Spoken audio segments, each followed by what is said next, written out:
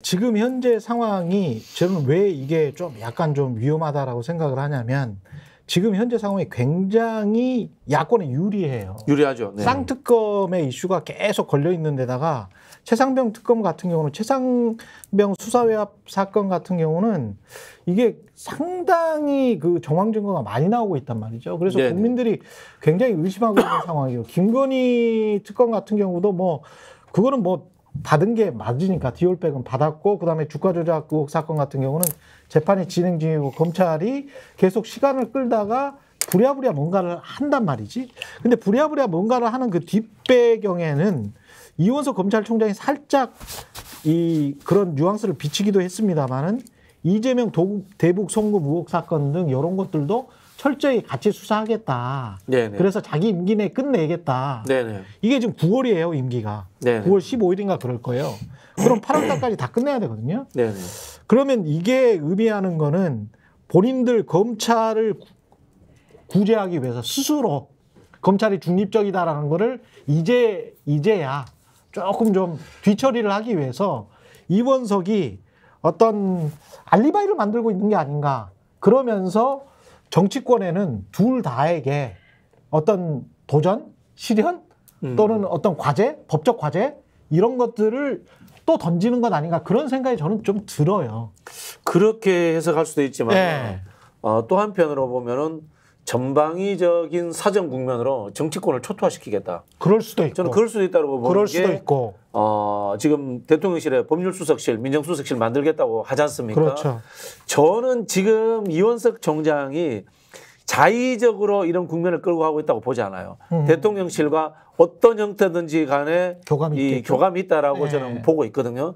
그러면은 이제 이 대통령실에 대한 압박들, 김건희 명품백 문제 이런 것들도 하나의 양념처럼 집어넣고 그렇죠. 그러면 야당에 대해서는 거기에 한 10배, 100배에 대한 사정 국면. 저는 그게 야당뿐만이 아니라 정치권 전체일 수다라고 봅니다. 특히 여당에게도 강한 압박이 이제는 올 거라고 봅니다. 왜냐하면 그럴 수 108석이기 때문에 그럴 수 있네. 굉장히 이게 부담이 되거든요. 108석이라는 게 8석만 배신하면은 여러 가지 거부권도 무력화되고 극단적으로 탄핵 이야기까지 나올 수 있는 상황이란 말입니다. 그렇죠. 그러면 정치권을 좀 더 압박하고 관리해야 될 필요성을 느낄 수밖에 없을 것이다. 이런 생각이 들고요. 예를 들어 볼게요. 총선 끝나자마자 조경태, 안철수 다양한 사람들이 최상병 특검을 이야기했습니다. 근데 이게 당론으로 정해지면서 싹 숙여버렸어요. 그렇죠. 안철수 지금 뒤에서 간 보면서 숨어서 이야기하는 수준이지 그렇죠. 앞에서 이야기 못합니다. 저는 뭔가 지금 벌써 작동하고 있다고 봐요.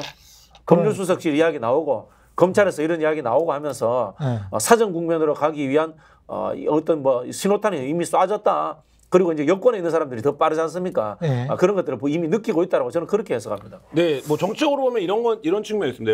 역대 정부에서 사정 정국이 성공하려면 지지율이 좀 있어야 돼요. 예를 들면 정권에 대한 호가 좀 있어야 돼요. 그래서 이 정권에서 하는 수사, 이 정권에서 단죄하려고 하는 무엇에 대한 국민적인 지지가 있어야 됩니다. 근데 지금 그런 국면이냐, 그런 상황이냐, 그렇지 않거든요. 근데 여기서 만약에 사정권이 국민들이 보기에 과다, 남발되고 있다. 지금 벌써 2년 동안 야당 대표에 대한 수사를 해왔는데 이 부분에서 왜 제대로 기소도 못하느냐라는 여론이 이번 선거의 결과로 나온 거예요. 그렇죠. 그런 상황에서 또다시 새로운 사정권을 한다? 저는 지지받기는 굉장히 어려울 거라고 보고 근데 착각은 할 수 있죠. 내가 그럴 수 있지. 그 권력을 갖고 있으니까 그 권력을 써서 국면을 틀어줄 수 있어라는 착각을 할 수 있지만 이것밖에 할 수 있는 게 없으니까 네. 또. 저는 기자님하고 조금은 달라요. 네. 그게 왜냐하면은 역대 정권은 칼을 빌려 썼잖아요. 네. 이 칼 자체잖아. 그렇죠. 검찰 정권 자체이기 때문에 네.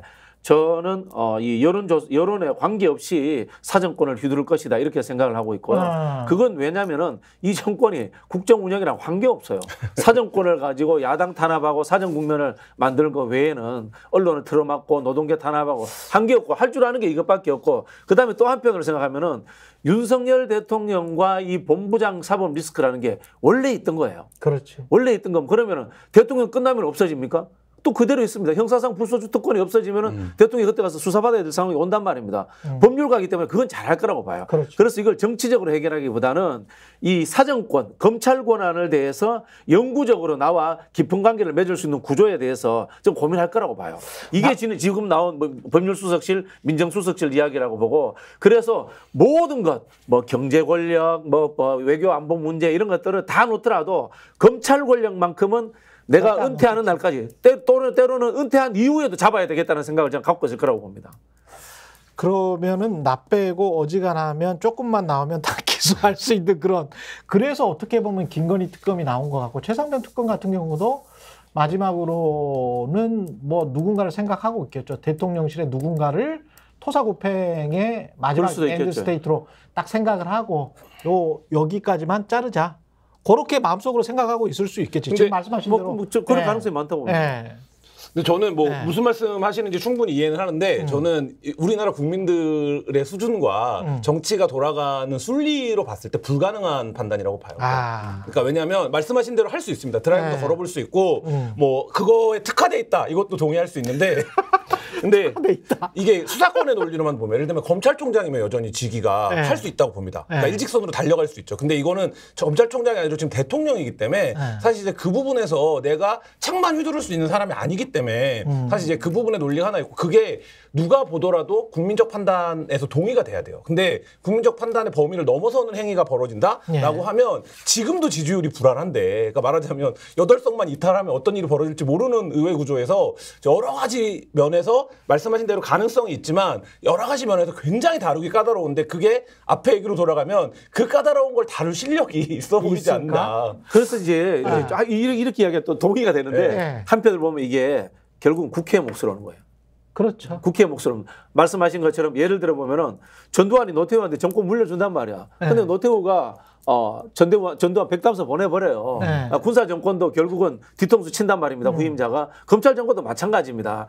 그러나 일부 야당에서의 생각하는 아니란 생각들, 우리는 민생을 잘하고 있으면은 검찰 내부에 반란이 일어날 것이야.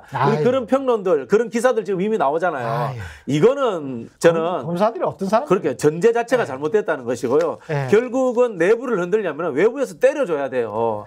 그 당시에 전두환이 백담세 간 거는 노태우의 결단이 아니라 여소야대 국면에 의해 가지고 국회에서 워낙 국민들의 여론을 업어서 압박을 하니까 백담사를 보낼 수밖에 없었던 거거든요. 똑같은 겁니다. 지금 상황도 검찰을 흔들려고 하더라도 국회가 입법권을 가지고 검찰을 흔들 수 있는 공수처 관련 법률안을 좀 더 강하게 만들어낸다거나 특검법을 많이 만들어낸다거나 이런 식으로 해가지고 압박을 해야지만이 움직일 수 있는 것이지 이 검찰은 정권 말게 되면 늘 주인을 물더라.